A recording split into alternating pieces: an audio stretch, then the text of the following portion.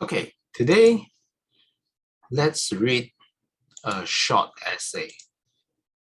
By short, I mean 6 paragraphs short. So we might be able to finish by today or at least 2 days. I mean, at most 2 days.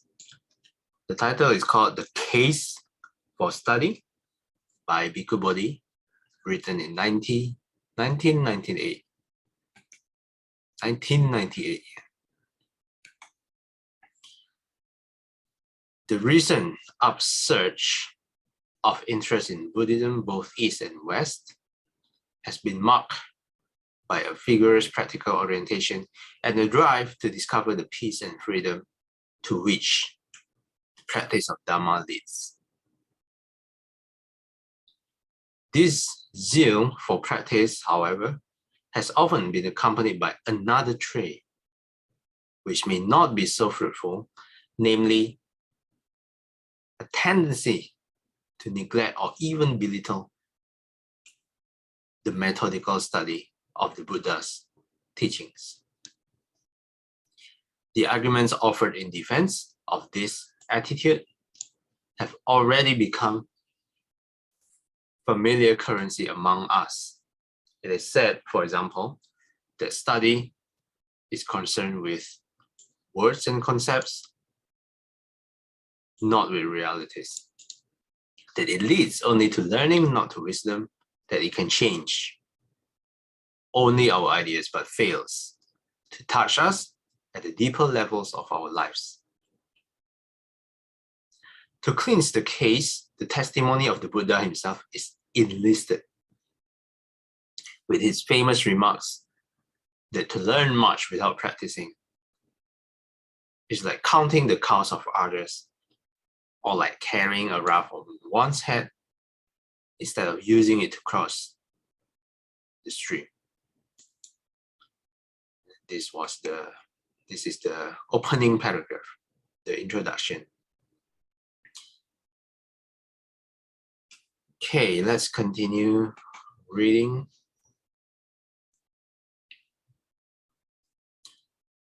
Sister Aikim, would you like to read?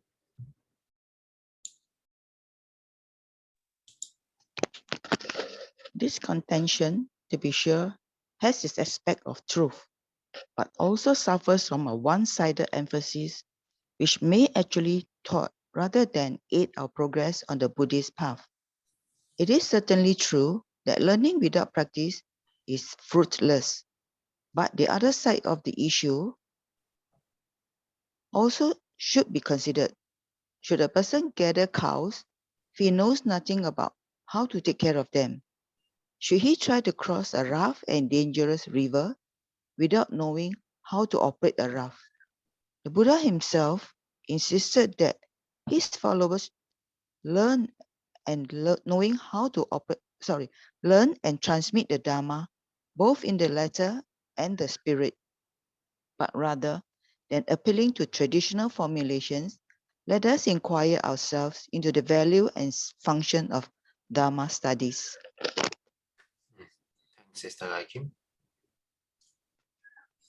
Okay, the second paragraph starts to analyze the other side. What if one only practice without studying? Is there a danger in that?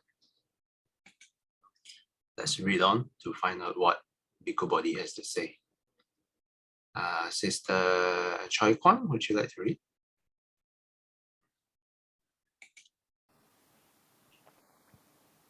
The point at issue, it must be stressed, is not study as an academic discipline or the accumulation of a wealth of learning, but the acquisition of a sound and solid working knowledge of the basic Buddhist doctrines. Now, to see why this is so essential, we must recall that the entire practice of the proper Buddhist path develops out of the act through which we enter the path, the going for refuge to the triple gem. If we have taken this step honestly with correct motivation, it implies that we have acknowledged our need for spiritual guidance and have entrusted ourselves to the Buddha as our guide and to his teaching as our vehicle of guidance. By taking refuge in the Dhamma, we accept not merely a technique of meditation that we can use at liberty for our own self-appointed purposes, but a profound and comprehensive teaching on the true nature of the human condition. A teaching designed to awaken in us a perception of this truth as the means for reaching the full and final end of suffering. The liberation offered by the Dhamma comes not from simply practicing meditation in the context of our own preconceptions and desires, but from practicing upon the groundwork of the right understanding and right intentions communicated to us by the Buddha. Thank you. Thanks, Sister Jaipal. I think this line is important. It's not about the study as an academic discipline, although some people do that, or the accumulation of a wealth of learning, but the acquisition of a sound and solid working knowledge of the basic Buddhist doctrines. Let's continue reading to find out more. Sister Shomei, would you like to read?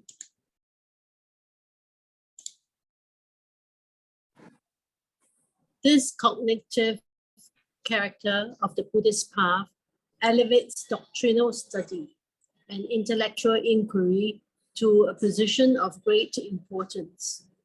Though the knowledge that frees the mind from bondage emerges only from intuitive insight and not from a mass of doctrinal facts, genuine insight always develops on the basis of a preliminary conceptual grasp of the basic principles essential to right understanding, in the absence of which its growth will inevitably be obstructed.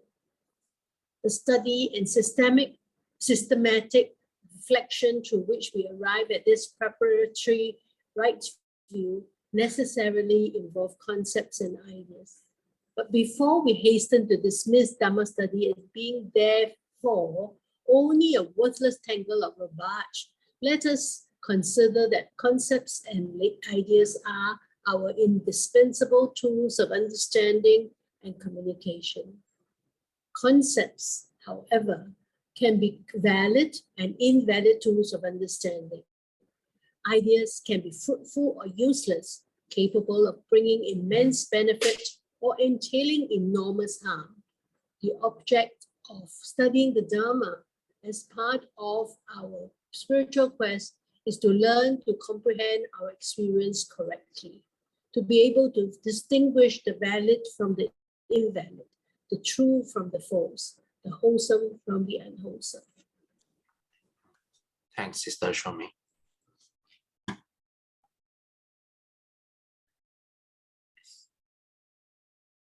Yeah, the important lines from this paragraph is genuine insight always develops on the basis of a preliminary conceptual grasp of the basic principles essential to right understanding, in the absence of which its growth will inevitably be obstructed.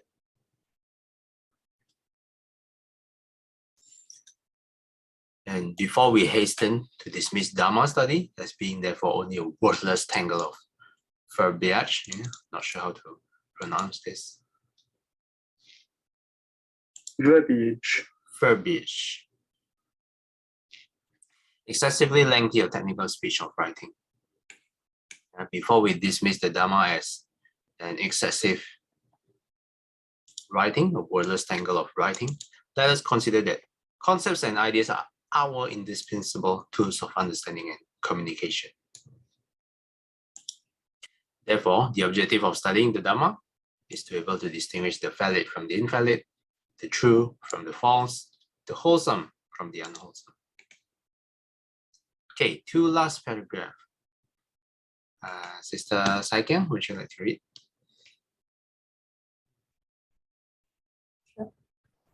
It is only by making a thorough and careful investigation that we will be in a position to reject what is detrimental to our growth and to apply ourselves with confidence to cultivating what is truly beneficial. Without having reached this preliminary conceptual clarification, without having succeeded in straightening out our views, there can indeed be the earnest practice of Buddhist meditation techniques, but there will not be the practice of the meditation pertaining to the integral Noble Eightfold Path. And while such free-based meditation may bring its practitioners the mundane benefits of greater calm, awareness, and equanimity, lacking the guidance of right view and the driving power of right motivation, it is questionable whether it can lead to the penetrative realization of the Dharma or to its final goal, the complete cessation of suffering. Second, I think this paragraph is really the important. There are many people who practice meditation, Buddhist meditation techniques, and recently the upsurge of this term called MBSR, mindfulness-based stress reduction. So people have acknowledged the value of meditation, but when practicing with outside the context of the Noble Eightfold Path, they can still reap the mundane benefits of greater calm, awareness, and equanimity, but outside of the context of Noble Eightfold Path, lacking the guidance of right view and the driving power of right motivation, it is questionable whether it can lead to the penetrative realization of the Dharma or to its final goal, the complete cessation of suffering.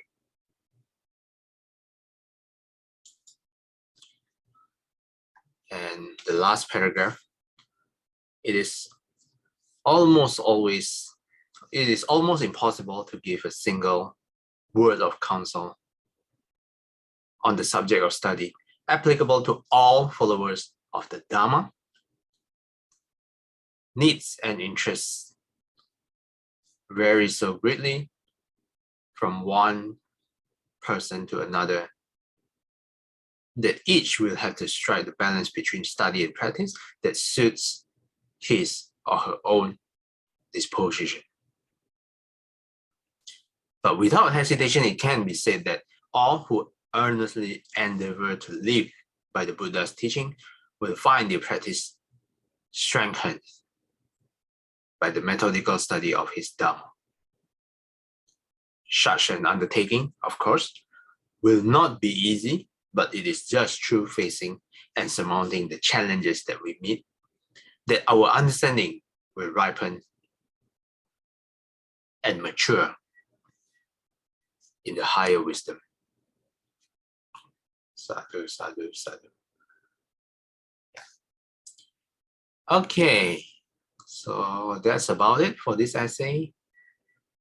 Anything you would like to add? Any questions or comments?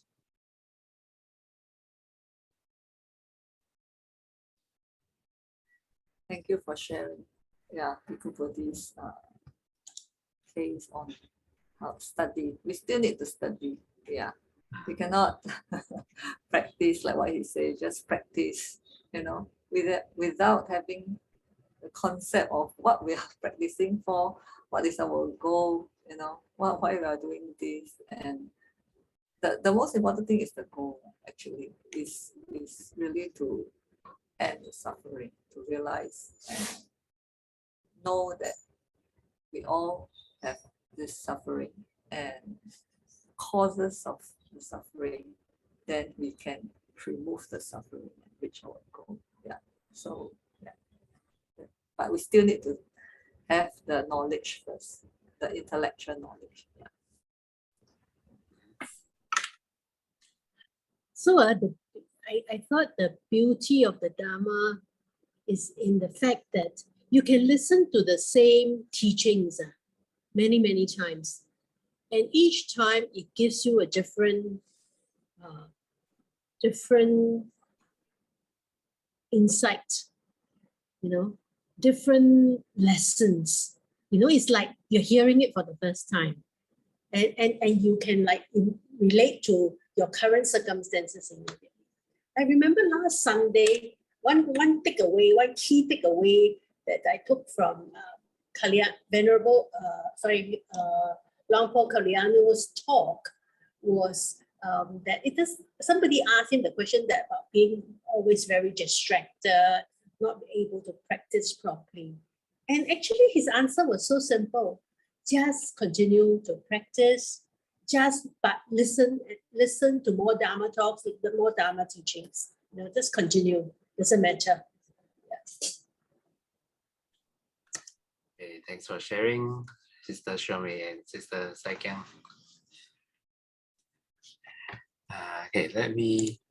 These lines add on a little bit.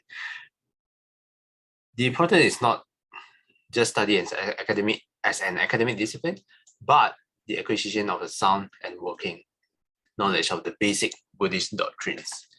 So looking back, this is why we have read the Noble Eightfold Path for 3 months plus, because I think that is at least one of the basic Buddhist doctrines.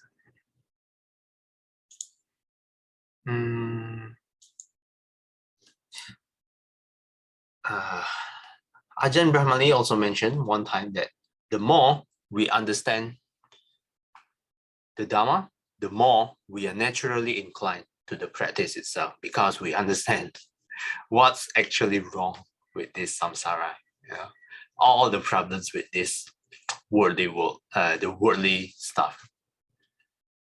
When we see it clearly, and then we will naturally gravitate towards the spiritual path.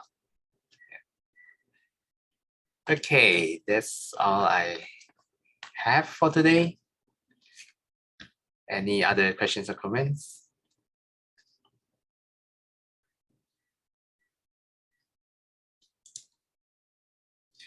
If not, we can do a dedication here. I would like to start with extending this dedication to currently the people involving in the war. May those in suffering be free from suffering. May those in fear be free from fear. May those in sorrow be free from sorrow. May all living beings also be thus. 愿消三障诸烦恼，愿得智慧真明了，普愿罪障悉消除，实是常行菩萨道。阿弥陀佛。Till we meet again, may we be guided by the Buddha, Dhamma, and the Sangha. Sadhu, sadhu, sadhu. Have a studious day ahead. Okay, thanks everyone for participating. I'll see you guys next time. Thank you. Take care, everybody. Thank you. Bye-bye.